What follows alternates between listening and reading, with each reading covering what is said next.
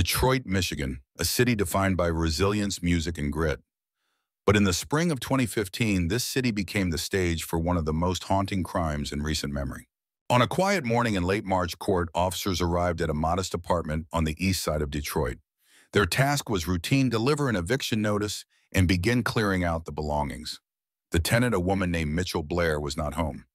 At first, nothing seemed unusual: furniture, clothes, clutter. But then they reached the white, deep freezer in the living room. When they opened it, their world changed forever. Inside were the frozen bodies of two children. On top was a teenage girl wrapped in plastic. Beneath her was a young boy, his small frame swaddled in a blanket. Both had been dead for years, preserved in ice only a few feet away from where life had gone on, as if nothing had happened. The children were soon identified as Stoney Ann Blair, 13 years old, and Stephen Gage Berry, 9 years old, siblings. Their mother, Mitchelle Blair, had continued to live in that apartment with two surviving children, one 8 years old and the other 17. For more than 2 years, she kept the frozen bodies of her murdered children in plain sight, tucked away in the freezer, while the surviving kids ate, slept, and watched television only steps away. Neighbors remembered Blair as strict, sometimes loud, but not someone they saw as dangerous. She struggled financially, often asked relatives for small help, and mostly kept to herself. The children were homeschooled, which meant no teachers were keeping track of their attendance. No doctors raised alarms. No social workers came knocking. In that silence, two children disappeared, and no one asked where they had gone. When police finally located Blair at a neighbor's home, she did not resist arrest. In fact, she confessed almost immediately. Her reasoning was chilling. Blair claimed that both Stephen and Stoney had sexually abused her youngest child. To this day, no evidence has ever supported her claim. Prosecutors found nothing to back up the story, but Blair insisted over and over that she had killed her children to protect the youngest. Her methods were nothing short of torture. She admitted to beating Stephen with belts and electrical cords. She confessed to pouring scalding hot water on him, forcing him to drink household cleaners, and suffocating him with plastic bags. She described how his skin peeled from burns. She even admitted to lifting him off the ground by a belt looped around his neck. Eventually, she strangled him and placed his body in the freezer. 9 months later, Blair turned on Stoney. The same cycle unfolded: beating, suffocation, starvation. Blair later said in court that she definitely meant to kill her daughter. After Stoney died, Blair placed her body on top of Stephen's inside the same freezer. For the next 2 years, the surviving children were forced to live in that apartment, knowing something unthinkable had happened. Blair told them never to open the freezer. It became a forbidden object, a household tomb hidden in plain sight. When investigators finally removed the bodies, they had to be thawed for 3 full days before autopsies could be performed. The medical examiner ruled both deaths as homicides caused primarily by blunt force trauma. Thermal injuries also contributed to Stephen's death. Records showed that Stephen had died in August of 2012. Stoney was killed in May of 2013. In court, Blair displayed no remorse. She referred to her deceased children as demons. She told the judge, "I have 2 children. That's it. Stephen and Stoney are demons, period." For her, they had stopped being her children long before their lives ended. She was charged with 17 counts, including first-degree murder, felony, murder, torture, and child abuse. In July of 2015, she pleaded guilty. The judge sentenced her to life in prison without the possibility of parole. During sentencing, the judge described her actions as the death penalty imposed by a mother. But the deepest scars were left on the surviving children. They had been forced to live under constant threats, trapped in silence. They witnessed their siblings' disappearances, yet they had no one to turn to. Imagine sitting at a kitchen table eating breakfast, while only a few steps away, the freezer hummed quietly, concealing the truth inside. That was their daily reality. This case wasn't only about murder. It was about isolation, about how a family can vanish in plain sight without anyone asking the right questions. It was about systems that failed: schools, neighbors, social services, all of whom overlooked signs that something was terribly wrong. Reporters later revealed that Blair had once phoned the police with a hypothetical question. She asked what might happen if a child in her care was found to be sexually abusing another child. Would all of her children be taken away? But instead of pursuing help through official channels, Blair chose violence and secrecy. Even during interviews after her sentencing, Blair showed no remorse. She repeated the same justification again and again.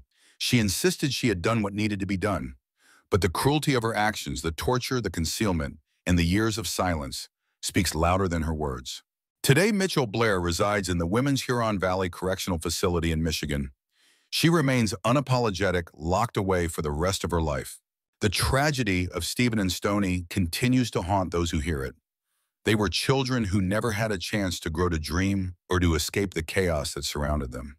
Their story is a reminder that evil does not always appear in the form of a masked intruder or a shadowy stranger. Sometimes it wears the face of a mother, sometimes it hides behind a freezer door. And perhaps most chilling of all, for years no one noticed. She did not merely break people, she erased them. On a rainy stretch of the Pacific Northwest coastline sits Raymond, Washington, a small town where life moves slowly and neighbors know one another by name. From the outside, the house on a quiet street looked ordinary chipped paint, a sagging porch, the sort of home where people brought in those down on their luck. Inside, however, was a slow-burning horror that would not come to light for years.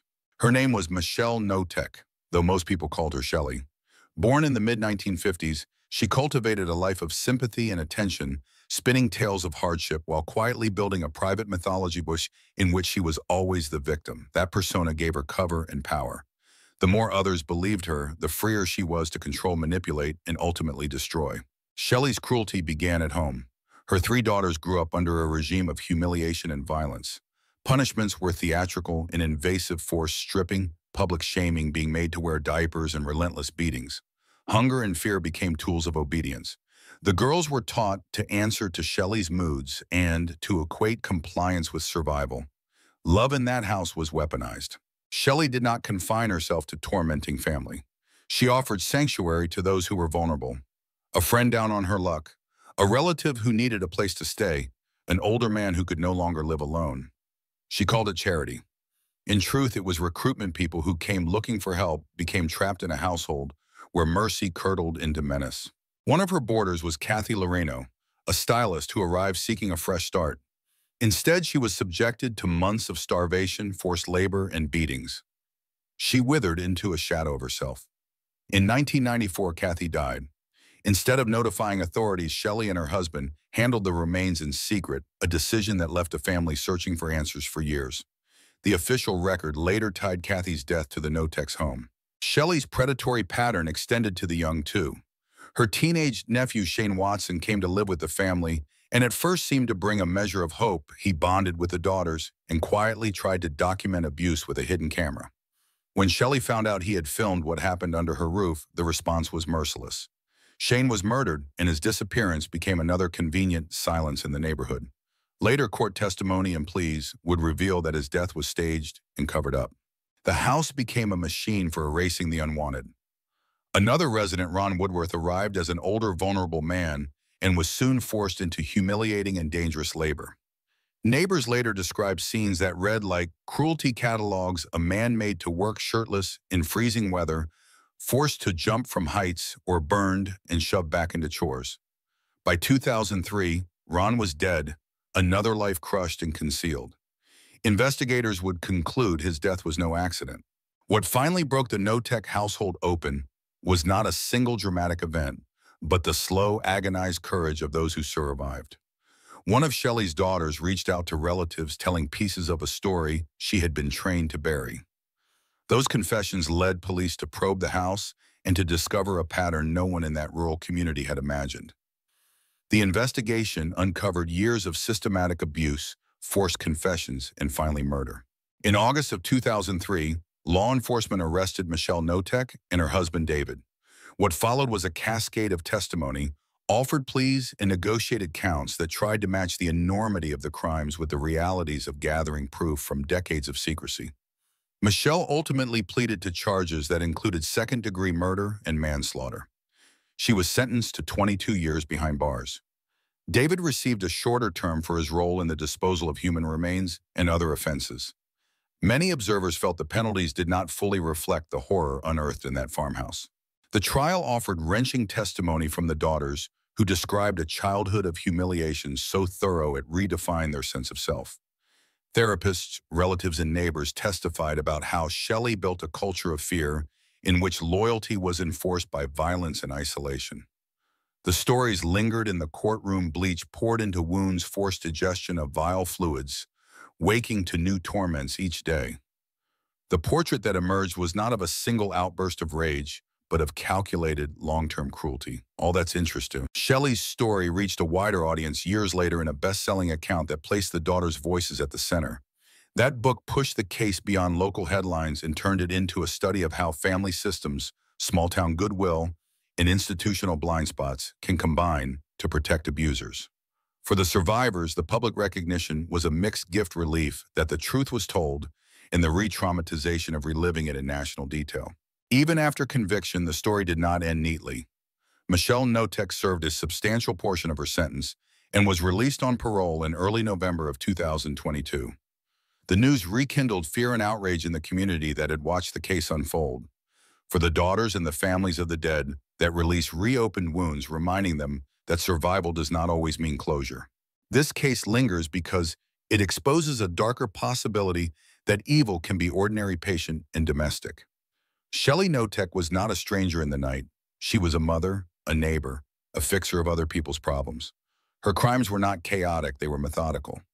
She taught her household to hide, to justify, and to obey, and for years the town accepted the image she presented. For survivors of abuse, the Knotek saga is both warning and testimony. It makes clear that cruelty does not always wear a visible brand. It can be wrapped in goodwill, defended by small kindnesses, and carried out under the guise of rescue. The daughters who finally spoke up did more than seek justice. They taught the rest of us how important it is to listen deeply when someone says something is wrong, even if the house on the corner looks like home. Coralville, Iowa, a quiet Midwestern town where life often moved at a gentle pace. Neighbors waved from porches, families gathered at church potlucks, and children rode bikes through leafy streets. To most, it seemed like a safe and ordinary community. But in the fall of 2008, that illusion was shattered by a crime so unthinkable that it would forever alter the way people there thought about family trust and safety. Michelle Kehoe was a woman many believed they knew. Born and raised in Iowa, she carried herself like any other mother in town. She was married to Eugene Kehoe, and together they had two sons, Sean the oldest, and Seth, the baby of the family. To outsiders, Michelle played the role of a dutiful wife and mother. She baked cookies, helped with church activities, and filled the pews on Sunday mornings. But behind the carefully built facade, her world was collapsing. Her marriage to Eugene was strained, finances were crumbling, her mental health, something she had long battled, was worsening. Friends noticed exhaustion written across her face. Some recalled that she often seemed anxious, withdrawn, even overwhelmed. But no one could have imagined the depth of her unraveling. And no one believed that a woman who smiled so easily could harbor such dark intent. On a cold Sunday morning in early November of 2008, Michelle told Eugene she was taking the boys on a short drive. She loaded 7-year-old Sean and 2-year-old Seth into the family van and headed north toward a rural stretch of road near the small town of Littleton. It was a desolate place, gravel roads lined with bare autumn trees, a landscape that echoed with silence. It was the kind of setting where no one would hear cries for help.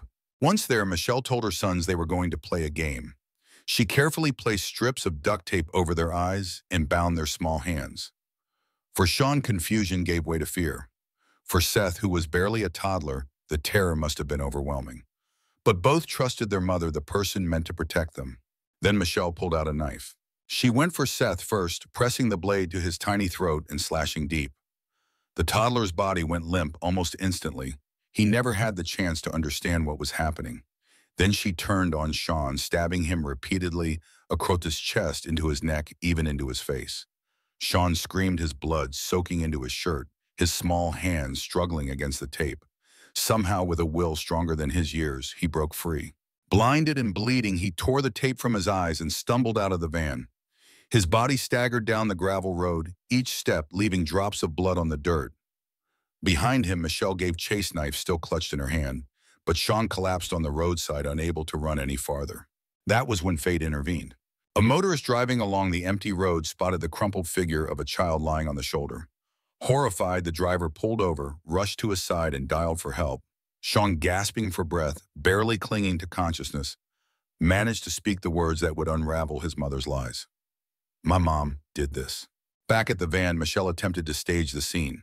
She inflicted shallow cuts on her own neck and tied her own hands with rope to make it appear as though she too had been attacked. When officers arrived, she claimed a stranger had ambushed them on the roadside, but the evidence was damning. Her fingerprints were all over the duct tape.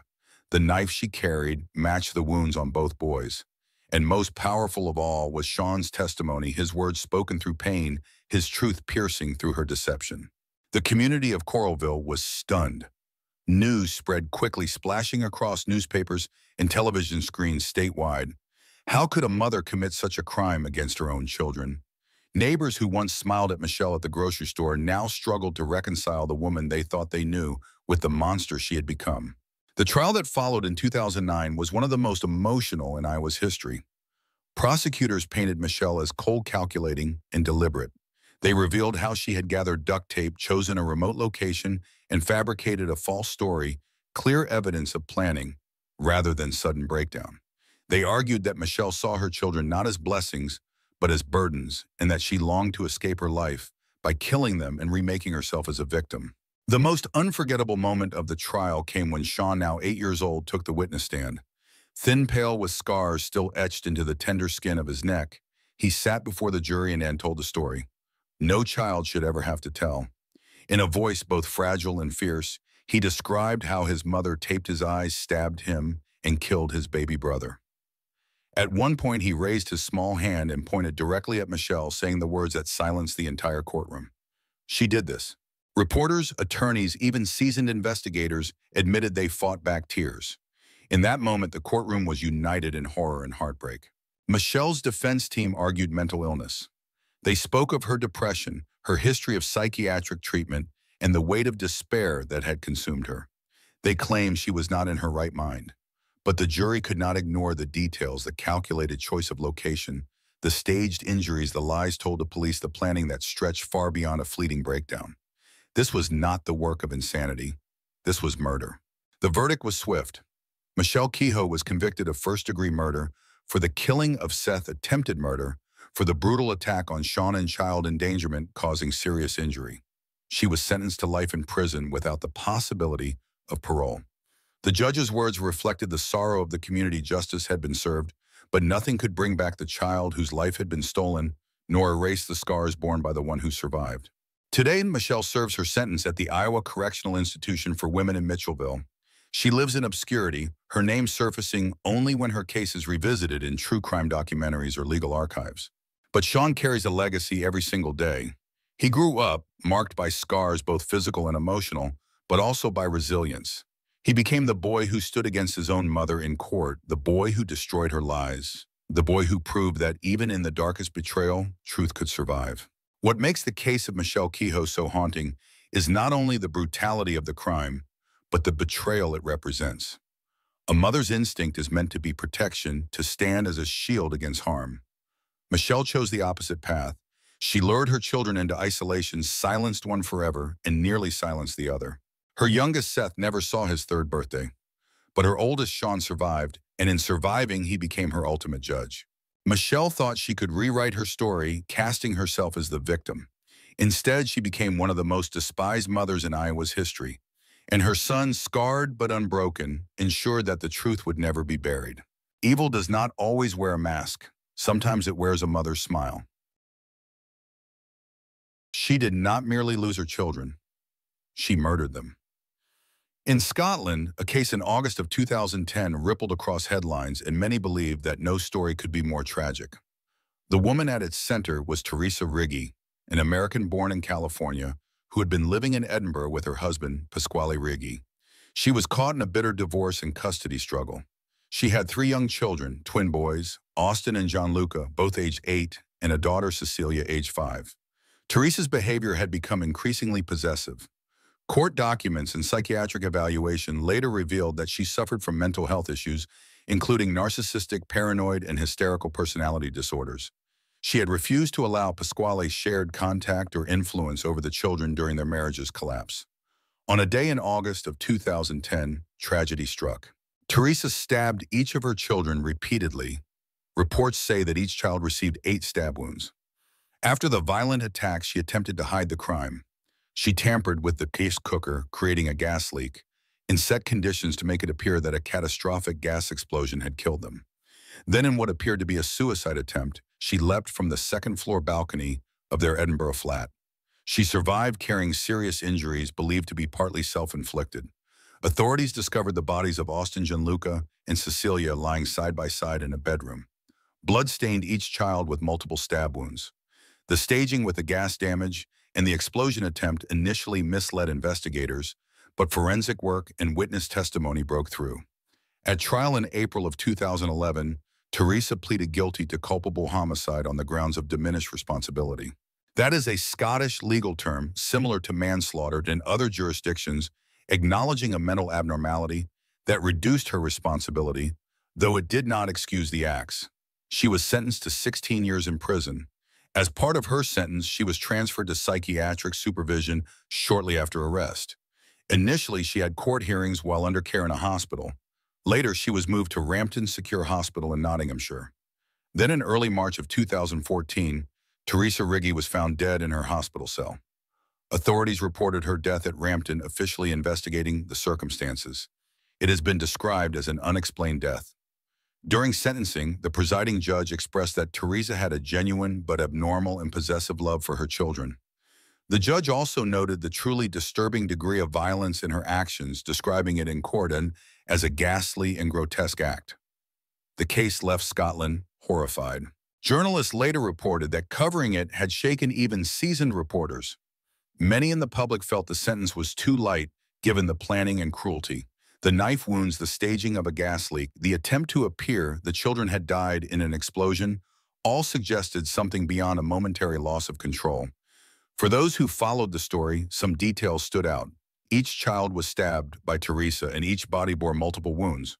One report said 8 wounds per child. After the act, she attempted self-harm and leapt from a high balcony. The original charge was for murder, but that was reduced when psychiatric evaluation established her diminished responsibility. Theresa was originally from the United States, and Pasquale, her husband, also had American connections. He was working in the oil industry in Aberdeen at the time. Their children had previously lived with them in Edinburgh. Her death at Rampton closed a tragic chapter. While the official cause of death was not immediately disclosed to the public, the event was treated by authorities as non-suspicious and part of an internal hospital inquiry. What makes this case especially haunting is how Theresa tried to mask the atrocity, claiming that the deaths had been caused by a gas explosion, staging the scene to mislead investigators, trying to kill herself, all of it, shows forethought, deceit, and a deliberate attempt to rewrite truth. Yet mental health experts attested that her psyche was unmoored by deeply rooted disorders.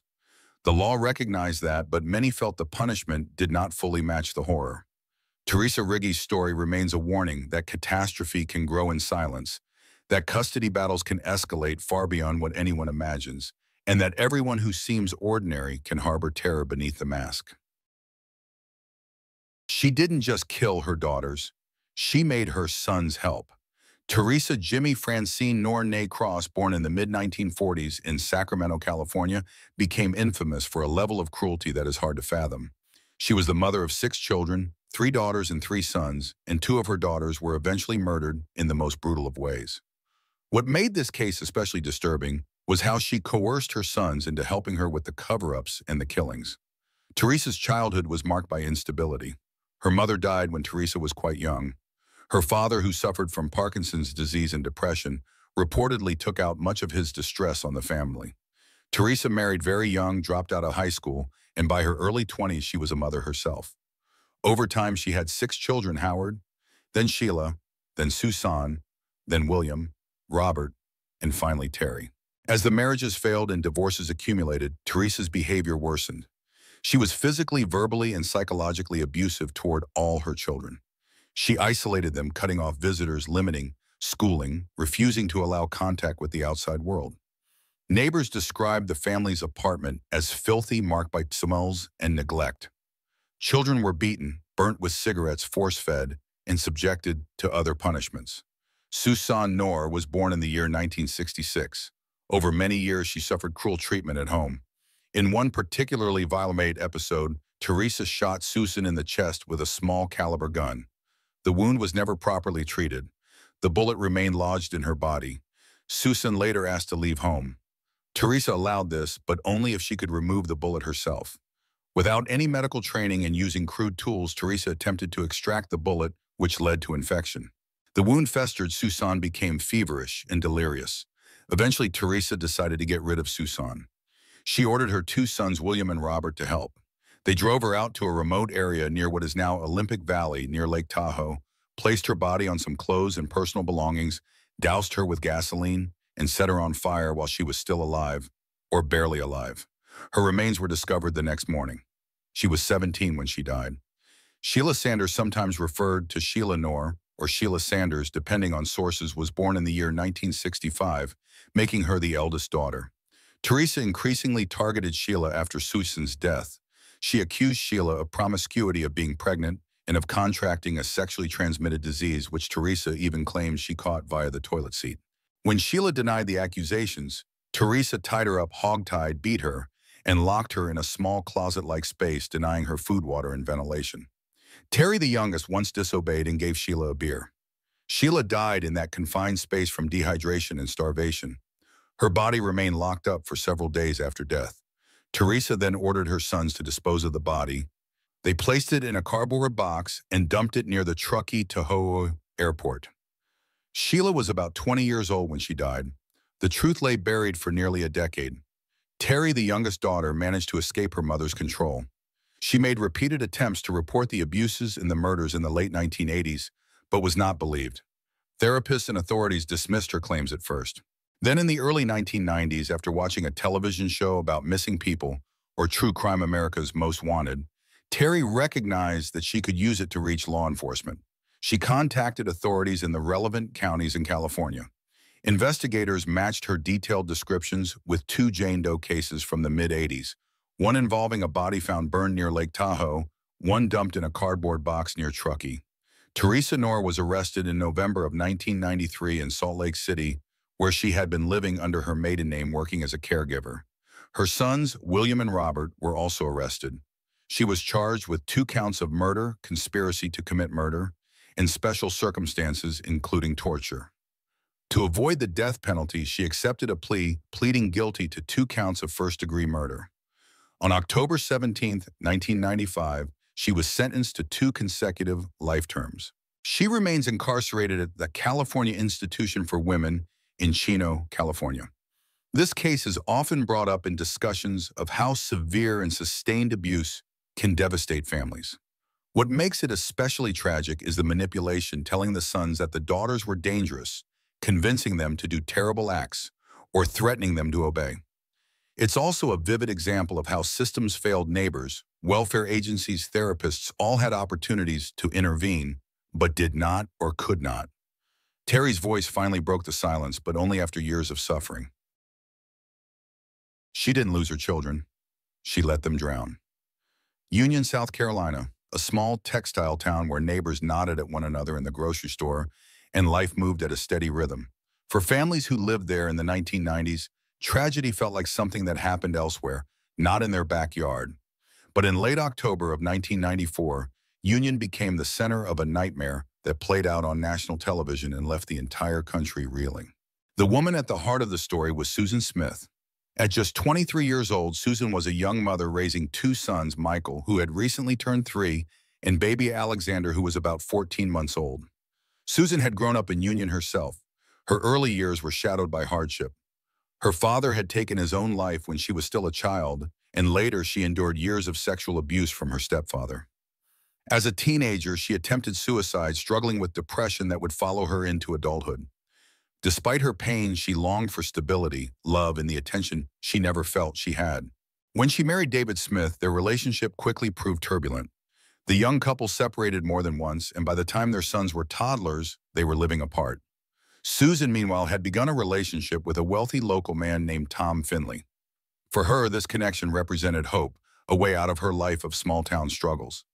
But Tom made it clear in a breakup letter that while he cared for Susan, he wanted no part of a life with children. That rejection was the spark for what came next. On the evening of October 25, 1994, Susan appeared frantic and breathless when she reported to police that her car had been stolen at a red light. With tears streaming down her cheeks, she claimed a black man had forced his way into her Mazda at gunpoint, ordered her out, and then sped away with her two sons strapped inside their car seats. Within hours, law enforcement had mobilized. The FBI became involved. Local and national news outlets carried Susan's tearful pleas for her children's safe return. Vigils were held in churches, yellow ribbons were tied to trees. America embraced her as the face of every parent's worst fear. For 9 long days, she played the role of the grieving mother. Standing beside her estranged husband David, she begged for mercy on live television. "For the love of God," she cried, "bring my babies back to me." Viewers wept with her. Communities hundreds of miles away joined in prayer. Politicians and celebrities sent words of support. But investigators on the ground in Union began noticing cracks in her story. The description she gave of the so-called carjacker was vague and suspiciously stereotypical. The route she claimed to have driven did not align with traffic light timing. Neighbors remarked on how her grief seemed oddly rehearsed. She failed multiple polygraph examinations. Experienced detectives could tell something was wrong. Slowly, suspicion shifted from the phantom kidnapper to Susan herself. The turning point came when Sheriff Howard Wells sat down with her after days of mounting inconsistencies. He spoke quietly, almost gently. "We know there was no carjacker." Confronted with the inevitable, Susan's facade crumbled. She confessed. The truth was more horrifying than anyone could have imagined. There had been no armed man, no sudden ambush at a stoplight. Susan admitted that she herself had driven her sons to John D. Long Lake, a familiar local spot. On that October night, she parked at the edge of the boat ramp. She stepped out of the vehicle, released the parking brake, and stood by as the Mazda rolled slowly down into the dark water. Inside, Michael and Alexander remained buckled in their car seats. The car disappeared beneath the surface, and Susan walked away, leaving them to drown. For 9 days, while the country searched and prayed, Susan already knew the truth. Her sons were at the bottom of that lake. When divers finally located the car submerged in about 18 feet of water, the recovery was broadcast across the nation. The haunting image of the vehicle being pulled up with 2 tiny figures still inside devastated viewers. Parents clutched their own children tighter. The betrayal cut deep. Not only had a mother killed her own children, but she had lied so convincingly that millions had mourned with horror. The motive emerged during the investigation. The relationship with Tom Finley had ended, and Susan believed her sons were the obstacle. In her mind, removing them meant reclaiming the possibility of romance and freedom. It was a calculation so cold that even seasoned investigators struggled to process it. Susan Smith was arrested and charged with 2 counts of murder. Her trial, which began in July of 1995, was a spectacle covered relentlessly by the media. The prosecution painted her as manipulative and selfish, a woman who weaponized racial stereotypes by inventing a fictitious black carjacker in order to deflect suspicion. They argued that she killed her sons in cold blood to free herself of the responsibilities of motherhood. The defense presented a starkly different picture. They described Susan as a woman broken by trauma, haunted by her father's suicide, scarred by years of sexual abuse from her stepfather, plagued by depression and rejection. They argued that her crime was not the act of a calculating monster, but of a deeply unstable woman in despair. Jurors listened to days of testimony, including the heartbreaking details of how the boys died, the betrayal of trust, and the elaborate deception that followed. Prosecutors sought the death penalty, convinced that nothing less could match the gravity of her actions. But when deliberations concluded, the jury spared her life. They found her guilty on both counts of murder, but recommended a sentence of life imprisonment instead of execution. Susan Smith was sentenced to life with the possibility of parole after 30 years. For decades, she has remained incarcerated at Leith Correctional Institution in Greenwood County, South Carolina. In November of 2024, Susan became eligible for parole for the first time. During her hearing, she appeared via video feed. Now in her early 50s, she expressed remorse and asked for forgiveness, telling the board that she was just scared and did not know how to admit that her children were already gone. She spoke of her Christian faith and claimed she had changed. But the parole board was unmoved. Family members of Michael and Alexander spoke against her release, reminding the board of the cruelty of her actions and the irreparable damage done. Prosecutors described her crime not as a moment of madness, but as a deliberate plan carried out with chilling resolve. The board voted unanimously to deny her request. She will have the opportunity to apply again in 2 years, But for many, the idea of her freedom remains unthinkable. The case of Susan Smith endures in American memory not only because of the crime itself, but because of the betrayal. For over a week, she cried before cameras, accepted the nation's sympathy, and prayed alongside the community, all while knowing her sons were already dead. The lie was almost as shocking as the act. Even today, decades later, her name evokes disbelief and anger. She is a reminder that evil can wear the face of vulnerability, that tears can hide the darkest intentions. For the people of Union, South Carolina, and for millions of Americans who watched the tragedy unfold, the lesson was searing trust can be shattered in an instant, and sometimes the greatest danger comes not from strangers, but from within one's own family. Susan Smith did not lose her children. She chose to let them drown, and that choice has secured her place among the most infamous criminals in modern American history. Clear Lake, Texas, a quiet suburb near Houston, where community, church, and family life seem stable and hopeful. Andrea Pia Kennedy, born in early July 1964, seemed on the surface to be a wife, a former nurse, a devout Christian, and a mother living the American dream. But beneath that calm facade, her mind was breaking under pressure few could see. Andrea's husband, Russell "Rusty" Yates, was an engineer at NASA. The family home bustled with 5 children. The oldest, Noah, was about 7, John was 5, Paul was 3, Luke was 2, and baby Mary was roughly 6 months old. The children depended on Andrea every day, feeding schedules, hygiene, schooling, faith lessons. Andrea had longed to be a mother, but her mental health, already fragile, began to unravel. Her history included postpartum depression and psychosis. After her 4th child, Andrea suffered severe mood disorders. She tried to take her own life more than once. Doctors cautioned that having another child might precipitate a breakdown. Yet Mary was born, and with her arrival, Andrea's condition deteriorated further. She became consumed with religious delusions that Satan had entered the house, that her children were imperiled eternally because of her sins, that she was failing them spiritually and morally. On a calm summer morning, June 20th, 2001, Rusty left for work. Andrea was alone with their children. What followed would horrify the nation. Alone, Andrea filled the bathtub. One by one, she drowned her children. She started with the infant Mary, then Paul, then John, then Luke. The oldest, Noah, walked in during this horror, saw his sister's body, and tried to run. Andrea pursued him, dragged him back, and forced him under the water to join his siblings. When it was over, she arranged their bodies on the bed, covered them with a sheet as though tucking in children asleep. Then she called emergency services. "I just killed my kids," she told the dispatcher. She later phoned her husband, telling him, "It's time, I did it." When police arrived, she was calm, detached, her mind fractured, according to many later testimonies. The murders were immediately followed by a legal battle that would force America to confront how the criminal justice system treats mothers with severe mental illness. In the first trial held in 2002, prosecutors argued Andrea Yates knew her actions were wrong. They pointed to her preparations, waiting until she was alone, locking the family dog away, filling the tub in advance, as evidence of premeditation. The defense countered with her mental illness, postpartum psychosis, depression, psychotic delusions. But the jury found her guilty of capital murder. She was sentenced to life in prison, though the jury refused to impose the death penalty. Under that verdict, she faced life with eligibility for parole only after 40 years. Then came a turning point. In 2005, an appeals court overturned her conviction. The reason: false testimony given by a key expert witness, Dr. Park Dietz.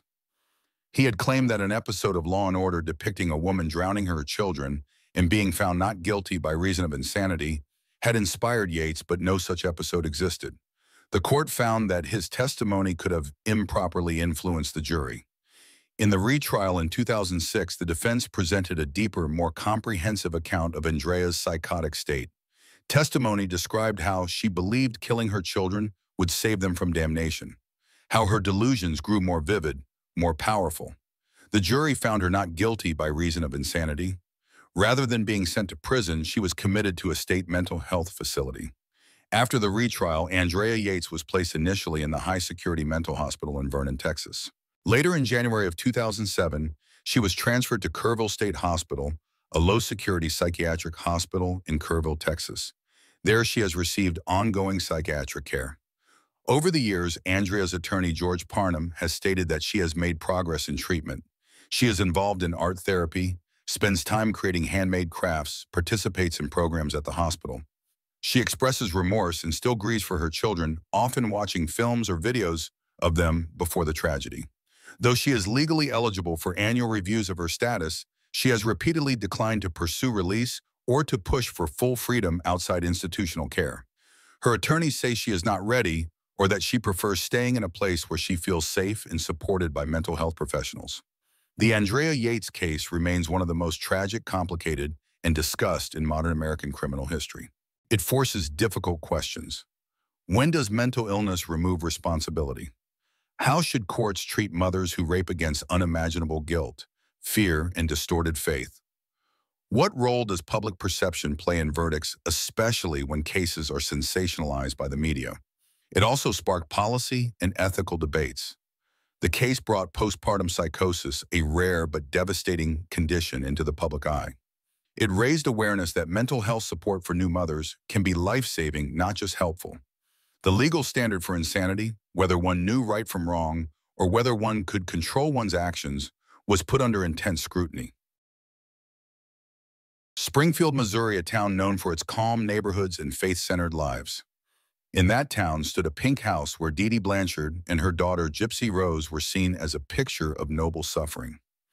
Dee Dee was the single mother who seemed tireless and caring. Gypsy Rose was the fragile child, wheelchair-bound, bald, piecing through a litany of illnesses: leukemia, muscular dystrophy, epilepsy, so she said. Over nearly 2 decades, the world believed those stories, but much of it was not true. Gypsy Rose was born in Louisiana in 1991. Dee Dee claimed her daughter to be chronically ill. She shaved Gypsy Rose's head to mimic chemotherapy, forced surgeries that many now believe were unnecessary, gave her medications she didn't need, convinced others that a young woman was mentally disabled, chronically ill, even terminal. Gypsy Rose was isolated from many family members, moved frequently so that suspicions wouldn't catch up. She lived in a world shaped by her mother's lies, a world built on medical deception and sympathy. As Gypsy Rose grew older, contradictions weighed on her. She started to question what she had been told. She began to see that she could walk, that she could do things she had been told she could not, but seeming powerless to stop what her mother controlled. In 2012, Gypsy Rose met Nicholas Nick Gojon through an online Christian dating site. Their bond grew amid desperation, abuse, and a longing for escape. They devised a plan, a way out. On a June night in 2015, while Dee Dee slept, Gypsy let Nick into the home. Gypsy hid in a bathroom. Nick entered her mother's bedroom and stabbed her to death. The next day, Gypsy posted on Facebook, "That bitch is dead." It drew attention. Authorities were alerted. Dee Dee's body was found. Both Gypsy Rose and Nick were arrested. In court, it emerged the full extent of Dee Dee's abuse, medical, emotional, physical, and a portrait of a life lived in false illness. Gypsy Rose pleaded guilty to second-degree murder in 2016. Nick was convicted of first-degree murder. She was sentenced to 10 years in prison, but she did not stay behind bars the full term. Early in December 2023, after serving roughly 8 years, she was released on parole, having earned credit for time served and other allowances. Since her release, Gypsy Rose has walked a difficult path of making sense of everything she endured and everything the public still expects. She is now in her early 30s. In December 2024, she welcomed her first child, a daughter named Aurora, with her partner Ken Urker. Gypsy has spoken publicly on what freedom feels like, how her identity was shaped and reshaped by deception and abuse. She acknowledges the crime she committed, the truth of taking part in a murder, yet also emphasizes that she was a victim first. She has said she is learning to take responsibility, to heal, to accept that while she cannot change the past, she can try to live differently. In media, Gypsy Rose's story continues to draw attention. A docuseries called Gypsy Rose: Life After Lockup premiered in mid-2024, documenting her transition from prison life into release, the challenges of reconnecting with family, her relationships, pregnancy, and the birth of Aurora. By mid-2025, Gypsy Rose completed her parole. The restrictions that held her in a legal limbo are lifted. She has more freedom to live where she likes, travel without supervision, and make decisions for herself. She and Ken have moved in together with support from her father, Rod Blanchard, and stepmother Christy, her public image remains complicated. Some see her as a survivor, someone who escaped decades of abuse. Others cannot forget that murder occurred. Gypsy Rose does not shy away from that. She says she feels guilt, that she knows she did something terrible. She also says she is committed to doing things differently, especially as a mother. She says she wants her child to experience all the small life moments she was denied: riding a bike, having birthdays, walking freedom. Gypsy Rose's case raises deep questions. How does the law handle a person who is both a victim and a perpetrator? What is justice when abuse is so deep and prolonged that escape seems impossible? Where does accountability lie when the victim believes the lies inflicted upon them? How does a society help survivors rebuild? Her life after prison is not triumphant in any simple way. It is messy, painful, hopeful. She stumbles, she learns, she tries. She rebuilds a self that was nearly erased. She didn't lose her children. She buried them to fulfill a prophecy. Rexburg, Idaho, a town of farmland, faith, and ordinary lives. But beginning in late 2019, it became the scene of one of the most disturbing criminal cases in recent U.S. memory, one in which twisted religious beliefs, calculated plotting, and the deaths of children all intersected. Lori Noreen Vallow Daybell was once viewed by many as a devout mother, a beauty pageant contestant in her youth, deeply religious, active in her community. She had 2 children of her own, Tylee Ryan, a teenage daughter, and Joshua J.J. Vallow, a young son adopted by her. Joshua was said to have special needs. In 2018, Lori met Chad Daybell, a self-published author of apocalyptic fiction. Chad professed to see visions of the spirit world and preached ideas about cosmic end times. He claimed that evil spirits could inhabit people, turning them into what Lori and Chad sometimes called zombies. Lori came to believe she and Chad were destined to lead a select group of righteous people, the Church of the Firstborn, through whatever cataclysmic events the end of the world would bring. Trouble started mounting in the summer of 2019. Lori's 4th husband, Charles Vallow, filed for divorce in Arizona, citing concerns about her beliefs and threats against him. In July of 2019, Charles was shot and killed by Lori's brother, Alex Cox, who later claimed self-defense. A few months later, Chad Daybell's wife of nearly 30 years, Tammy, died in her sleep. Her death was initially ruled natural, but would later draw suspicion.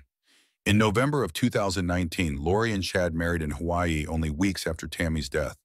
Around that same time, Lori moved her children, Tylee and JJ, to Rexburg, Idaho. Then the children vanished. Lori gave conflicting statements. Tylee was at college. JJ was with relatives. Eventually, she said she would homeschool him. But friends and family became alarmed. Social Security benefits tied to the children continued to flow to Lori even as she was not producing proof of their whereabouts. In June of 2020, a search of Chad's property in Idaho yielded human remains. The remains of Tylee and JJ were found buried on his land.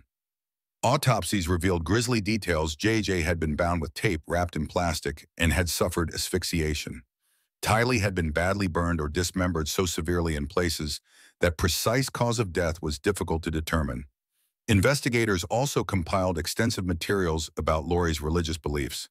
Witnesses, including former friends, described how Lori and Chad preached apocalyptic sermons, claimed to believe that people around them were possessed, and saw bodily death as a way to release an original soul or spirit.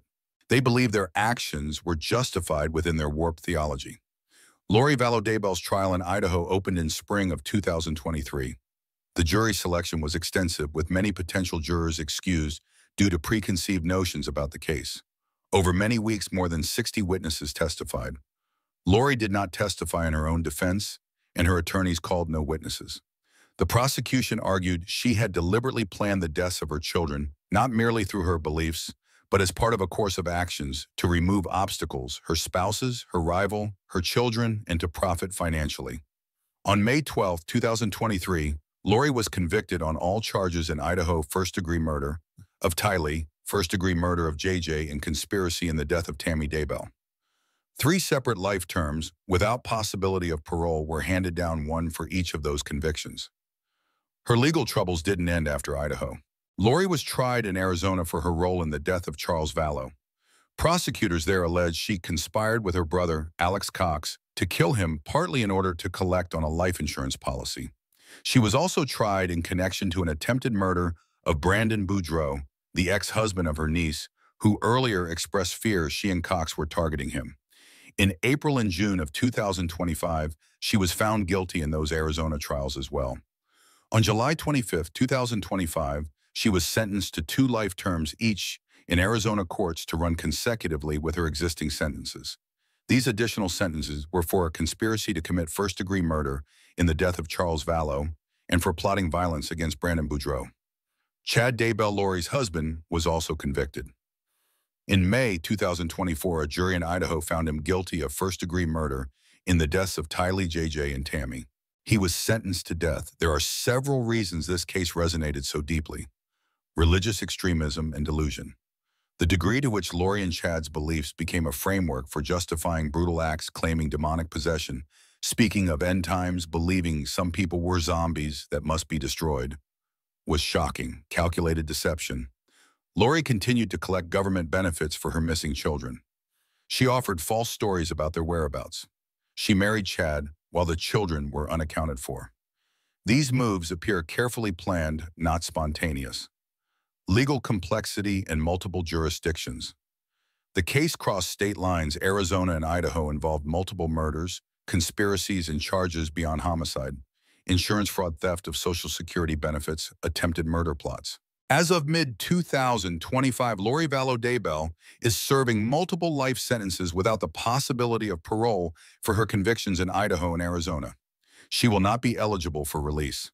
Her husband, Chad Daybell, is awaiting execution in Idaho after being sentenced to death for his role in the murders.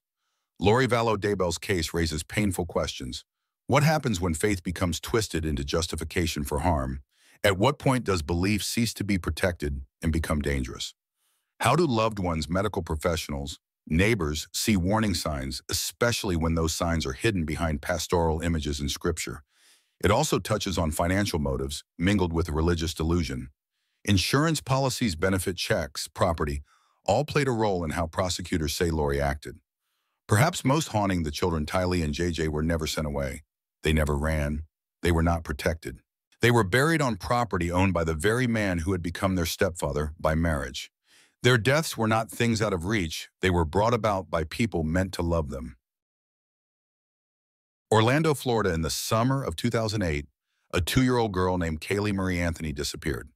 Her mother, Casey Marie Anthony, then aged 22, did not report her missing for more than a month.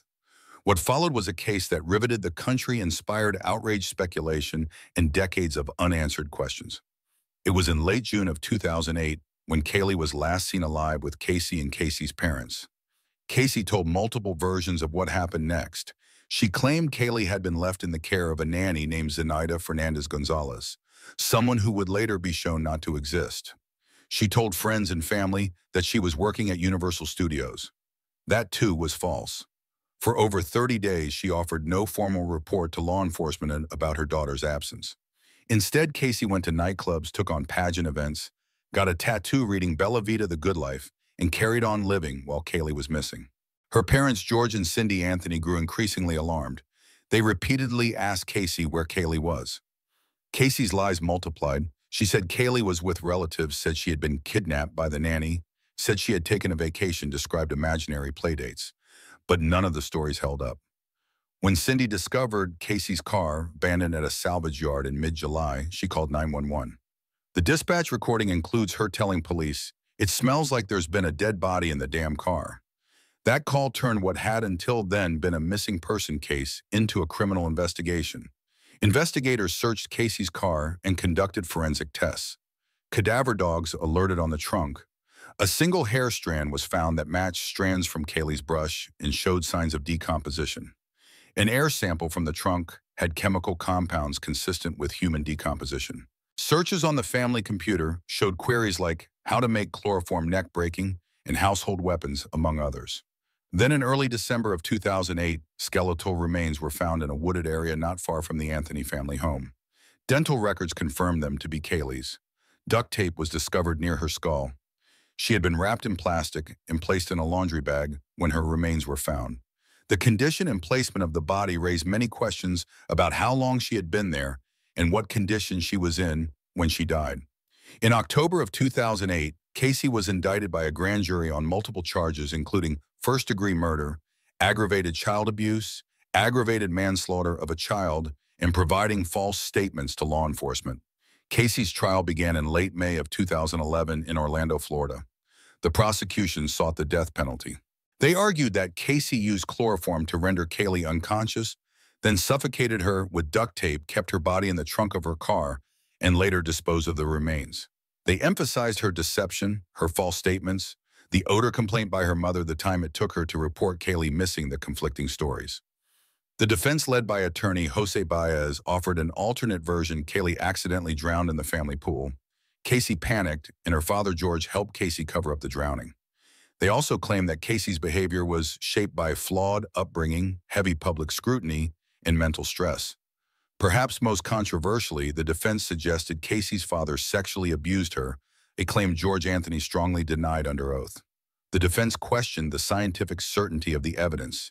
They disputed the origin of the decomposition odor, the reliability of computer searches, and challenged the connection of the hair found in the car. After over 6 weeks of testimony, the jury of 7 women and 5 men deliberated less than 11 hours. On July 5, 2011, they found Casey not guilty of murder, manslaughter, and child abuse. She was found guilty only on 4 misdemeanor counts of giving false information to law enforcement. 2 days later, she was sentenced to 4 years in prison, plus a fine. However, due to time already served and credit for good behavior, she was released almost immediately. The verdict caused nationwide outcry. Many people felt justice had failed, believing evidence was sufficient to convict. Some jurors later said they were conflicted. Media commentators lambasted the result. The case has often been compared to high-profile trials like O.J. Simpson's for its media saturation, public fascination, and the polarizing responses. In response to Casey's failure to report her daughter missing, several Florida lawmakers proposed Kaylee's Law, a statute that would require parents to notify law enforcement within a set period when a child disappears. Versions of similar laws were introduced in several states. As of early 2025, Casey Anthony has remained largely out of the public eye, but has taken small steps into visibility. She launched a Substack newsletter and has presented herself on social media platforms like TikTok, describing herself as a legal advocate, and researchers saying she wants to help others understand the legal process. She has said she plans to advocate for my daughter, among other causes. She is reportedly living in Tennessee as of 2024. Her relationships, living situation, and public statements remain controversial. Many believe she has not offered anything definitive about what really happened to Kaylee in those final days. She has never been convicted of murdering her daughter.